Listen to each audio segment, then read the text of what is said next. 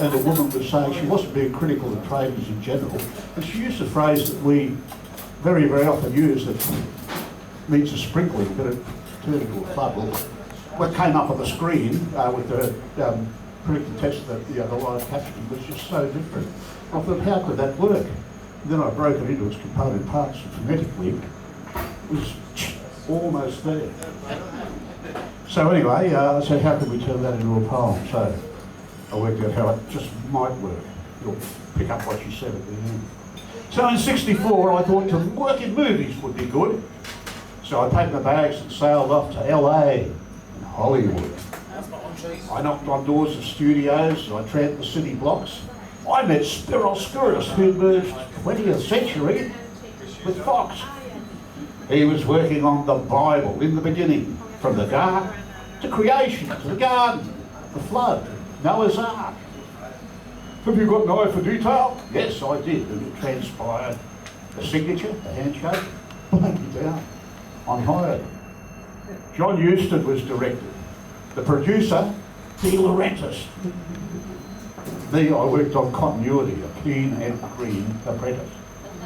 I had to plot the timelines, check that all events agreed, and generally respond to Mr. Huston's every need. He soon had me converting cubits into feet and yards. I worked out the ark's dimensions. That bit wasn't very hard. He had me scouring cast members in the minutes before shoots. No wristwatches, no bra straps, no panty lines, no boots. And at night time he'd hold me back, engaged in his research into geography and customs and the origins of the church. Mr. H worked frantically, well, from what I could tell. In addition to directing, he was playing Noah as well. Not only that, he was narrator and he played the voice of God. It's understandable that sometimes things got somewhat odd. On first reading of the screenplay, I could very quickly see that the Bible and the science didn't always quite agree. It was all a bit confusing, yes, and boy, I tell you what, with the beginning, just who was it was, God forgot. But the deluge simplified my task, as a good disasters do. If you recall, it was only Noah and his family pulled through. Of all the humans on the earth, all those pre-deluge lives, only Noah and his wives and sons and their wives had survived. And the animals, of course. Wildebeest, asps and marmosets. I was constantly reminded as I stepped around the sets. So what would new earthlings look like? I set about the task. There had to be a few key questions that I had to ask. Like, where was the ark constructed? Well, no one can tell us that. But the consensus is it ended up high on Mount Ararat. But these days is in Turkey, but near Azerbaijan, Georgia and Armenia, and what we now call Iran.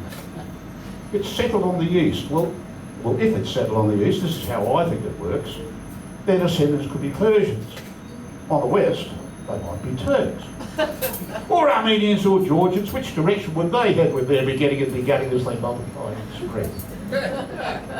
One night I cogitated as I lay awake on what direction an ark on a calm ocean might take. The rain has stopped. There's not so much as an occasional shower. The earth rotates from west to east at 1,000 miles an hour. Inertia wants the ark at rest. And on the rising tide, it finds land on Mount Ararat. I think the eastern side. But I couldn't place it north, south, west. No matter how I tried, I showed my work to Mr. Huston, he seemed satisfied. The word got round the studio, but here's the thanks I got.